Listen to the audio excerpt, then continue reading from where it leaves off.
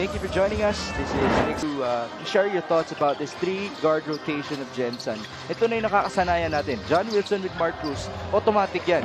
Well, I think they're very confident with, again, yung Madali lang naman ma-locate yan. 23 points, 6 3-pointers for John here in Muntinlupa. And now those guys really, that they're gonna be as Maki Acosta misses, here comes Mark Cruz. On to Kit Jimenez.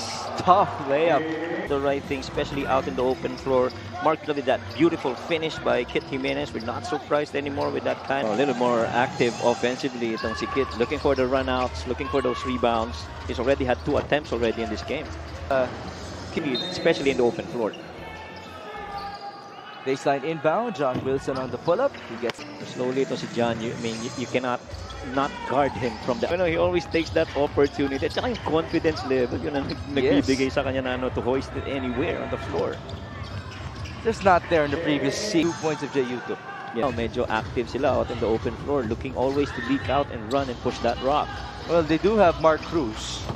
Oh, sorry, Mark. And Marky is and they do that because you have shooters on the floor. Missed by Wilson. Put back. If you run a fast break, you have to. Gensan has been doing. They're trying to run wide so that the lane is open for middle penetrations to be done. Scores inside off of the feed. And all is the score. Behind the back. Mark Cruz to Kit Jimenez. Back to Cruz. Turnover. Forward pass. Ayan. Yan ang hinahanap natin mula sa Manila. Mark you right there for the goal. Mark Cruz. Cross court to Kit Jimenez. Good look. But he faked, and he passed that ball inside, behind the back to Felix Abrecu. Minsan napapapanboy na lang. Although the Warriors continue to rise, winning 3 straight wins, he does not want to complicate things. Pwedeng maging kampante. He also missed last year. They actually were supposed to, or were supposed to have home court advantage, but due to logistical reasons, hindi po natuloy yun, no? They had neutral territory. Hoson, After Mondragon, and Ping Masaglang. Nice cut by Enzo. Feed to Larry Rodriguez. Man movement with players very high. Naman Gensan ng ganito kalalim. In their division alone, Bacoor, Zamboanga, they're very deep as Masaglang gives that ball. A matter of who missed. Team in the mix is Batangas. Actually, pwede pa isama yung Quezon dyan, no? As you see an alley from Mangahas onto Kyle Napes. Batangas lang yung medyo naiiba sa narrative. Ping behind the back. Onto the corner, Boston will fire, too strong, and that will do it for our first 10 minutes of play. Most part, expect numbers to be even better, lalo na para dito sa Gensan. Enzo Hoson will answer back to the comfort level and playing para. Kapag matupad nga ang pangarap ni Enzo na makapaglaro sa PBA, as Alan Mangas escapes for this layup, Enzo with many minutes in the PBA, syempre makiting lumaki na lumaki. Right. Who was our courtside last week? Was it Mika? Yeah, it was Mika. Mika, right. She reported about the honesty system. Naalala mo yun? Right. As Jerby Cruz scores inside with his left hand. And it looks like that honesty... And itong si Jerby Cruz for the last 7 days. This is the 3rd time I'm seeing Jerby Cruz. 2 of them in games here. The other one being in my son's game. Oh, really? Yeah, his son, Mark's team in that tournament, the Southeast Classics. And he's the coach, and si Jerby talagang tahimik lang, pinanonood lang. Jerby Cruz onto Delmar Mahaling. Yung Nico Elorde, pass inside, back to Mahaling. Open spots, making those right cuts. You love that activity of Mahaling. Talagang going for those glass, getting to those open spots. It's just a man out there playing his role. On the 4-on-4 situation. Yeah, not much man movement. Everybody just waiting for that ball to go to their hands. John Wilson, screen up top. He pulls up. There you go. Wala kanina ba that's his shot, right? Na nanonood sa gilid-gilid, no? Oo. Siyempre, mga rival niya yung mga yan. And former teammates as well. Jerby Cruz to Delmar Mahaling. And again, defense on one end. Kit pushes that rock. Gets it out in the open floor. The pass and another hockey pass. Mahaling just finishing right there for Gensan. Beautiful basketball right there. Good afternoon. Exactly. And if you have that Valenzuela, we might see another of the same pattern today in Mahaling, who just got the steal. Jimenez on the run. Jimenez all the way. almost equal attack here. But for Gensan and things that really just slowed down for Manila. Fast break story natin. Hindi naman kalayuan. 96. As usual, he kisses on. Well, a lot of it really is because the cuts from the inside and even the fast break opportunity. Delmar Mahaling wants the best. Pick and pop actions with those two guys. Sama pa si Tata Bautista dyan. Correct. As John Makati. Nice setup, but a sorry miss. Alan, his turn. Oh, that's not one-handed. That was one-legged. From downtown for Alan Mangahas. But there's John Wilson on the assist. Or pushing that rock in the open floor. It won't necessarily reflect on his statistics. No, it's not as dominant as it was last year for Marikina, but his overall impact. Yeah, and I think more minutes.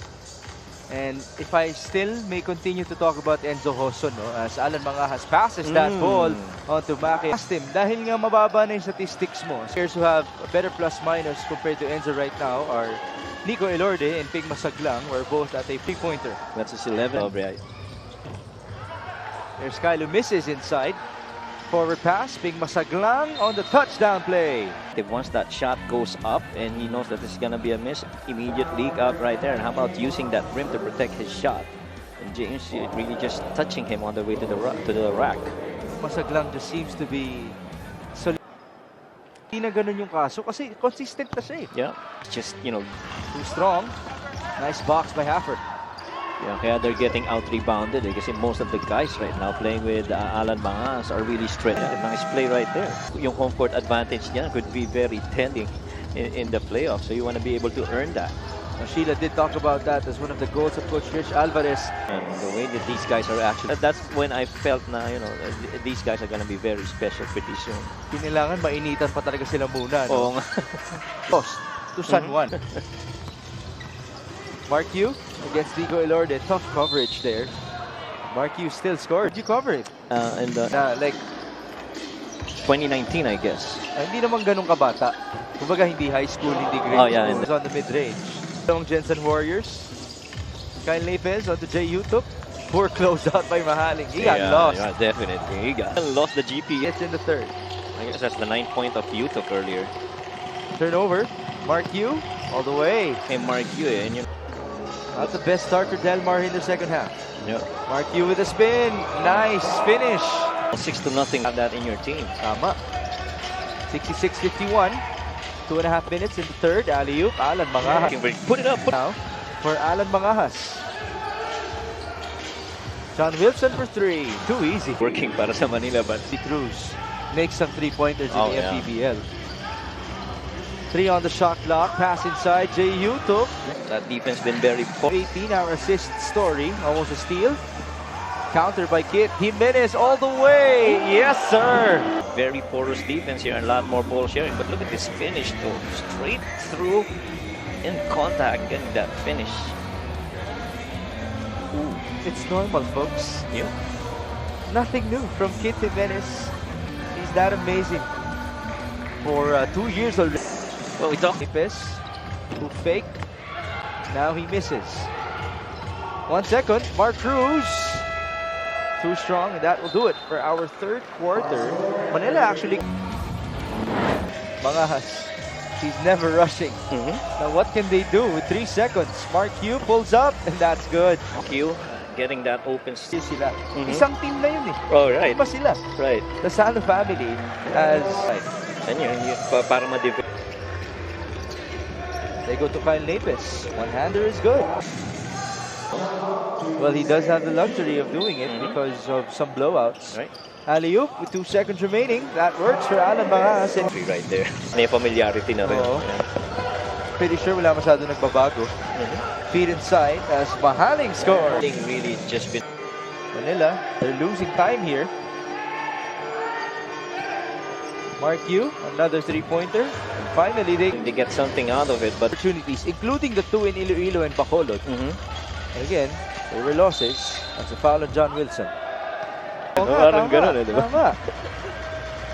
How about that Super Friends analogy coming from Coach Mike Perez to end the game here in Muntinlupa? Final score will read 82-70. This will be the 4th straight victory of the Gensan Warriors, and Coach Rich Alvarez now has a record of 10 wins and 1 loss. Yeah, and a lot of it really started with Because he's worked hard in the classroom, he's performed very well in their exam. Siya po yung, kumbaga, top scorer sa exam. And let me tell you, he graduated with honors today. There you go. Valedictorian pa. Correct.